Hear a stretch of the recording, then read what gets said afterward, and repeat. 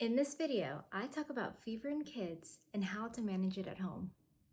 Hey y'all, my name is Joanna Callaway, and in my video, I talk about faith, motherhood, and culture, and finding your identity amongst all those things without having to sacrifice your role as a caretaker. And as a mom and a nurse, I have a lot to learn, I have a lot to teach, so come on this journey and let's learn together. Before I discuss how to manage fever in kids, I just want to let you know that this is mainly for the healthy children, healthy kiddos that are greater than 3 months old and do not have other underlying health issues, health problems. And if they do, it could mean that there is a serious infection going on and you would definitely need to call your doctor.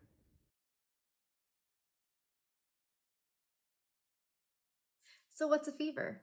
A fever is a normal response to an infection and it actually helps you get better. And a fever is anything greater than 100.4 or 38 degrees Celsius.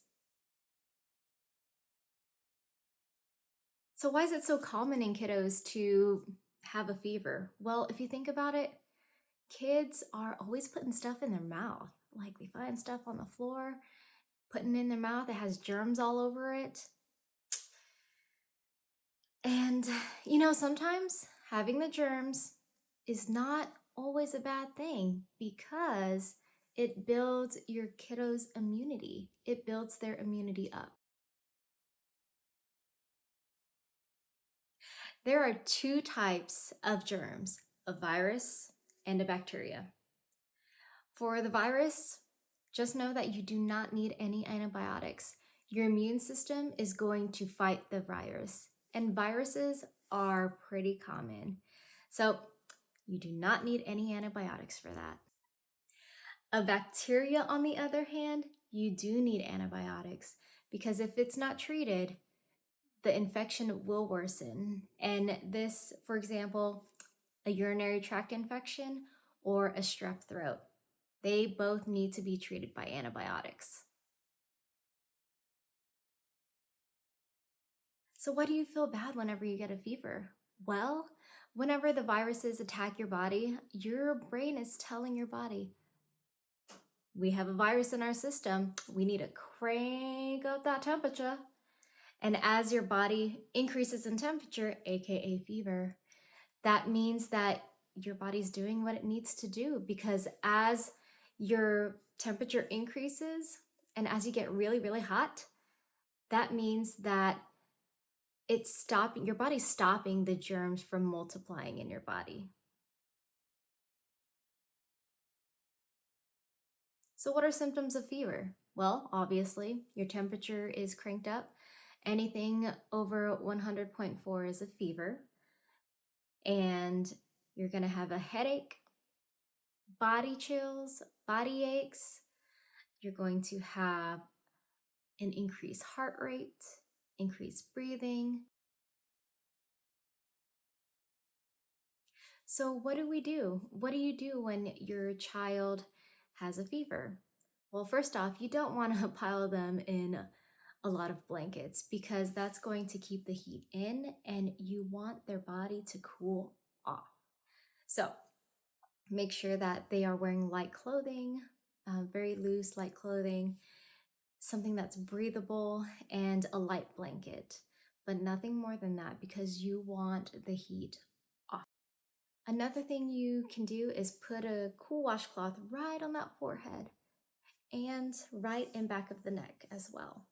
That is going to help cool the body down. Your fever is making the body work a lot harder, and rest and hydration is key to feeling better. If your child's very uncomfortable, you can definitely use acetaminophen or ibuprofen. And what the medicine does is it just helps regulate and reset that thermostat in your body. And usually it's not necessary, but if you find that they're uncomfortable or you're trying to regulate their fever, then go ahead and give them the medicine. Now, the fever will come back when the medicine wears off, and that is completely fine because the body is doing what it needs to do to fight this infection. Just know that fever is usually high during the afternoon and at night.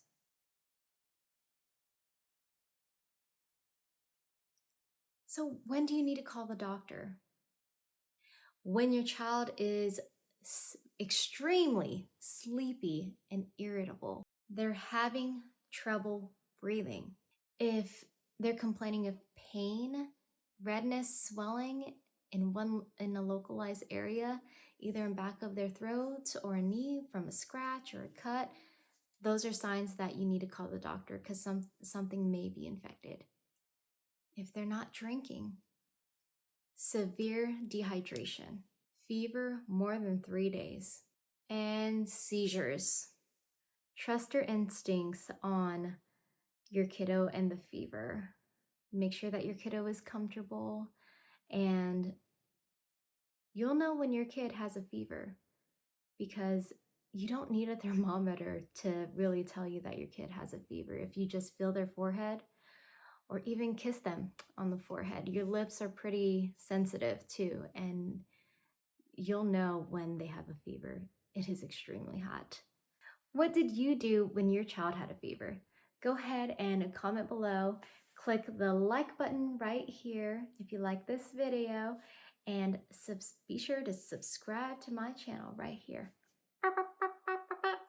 And I'll see you on the next video. Bye!